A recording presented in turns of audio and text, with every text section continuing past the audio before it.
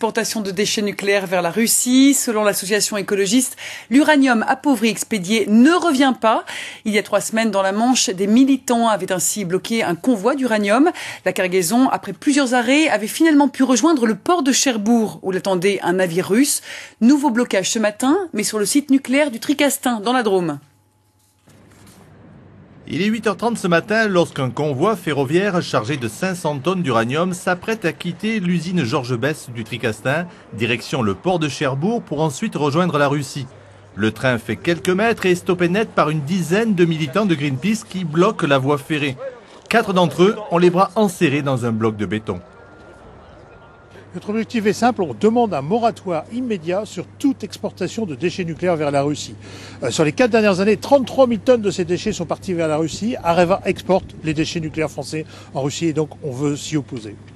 Pour les manifestants de Greenpeace, il est clair que les 50 cylindres de 10 tonnes de ce convoi transportent de l'UF6, c'est-à-dire de l'uranium appauvri. Pour la direction de l'usine, ce convoi en partance pour la Russie ne transporte pas de déchets. Ce matin, le transport qui est organisé est un transport de matière, d'uranium naturel qui reviendra en France et qui sera utilisé comme combustible. Donc ceci est tout à fait différent de ce qui est clamé par les militants de Greenpeace.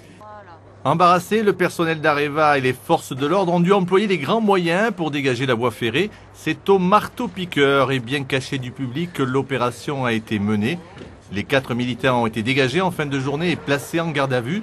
Une action qui a repoussé à plus tard le départ du bateau de Cherbourg en partance pour Saint-Pétersbourg. Dans le Nord-Cotentin, plusieurs associations de défense de l'environnement redoutent une augmentation des rejets radioactifs de la centrale nucléaire de Flamanville. Selon Didier Anger, du réseau Sortir du nucléaire, EDF a fait des demandes en ce sens et selon lui, l'État pourrait donner son feu vert le mois prochain. Les associations regroupées aujourd'hui à Cherbourg ont lancé un appel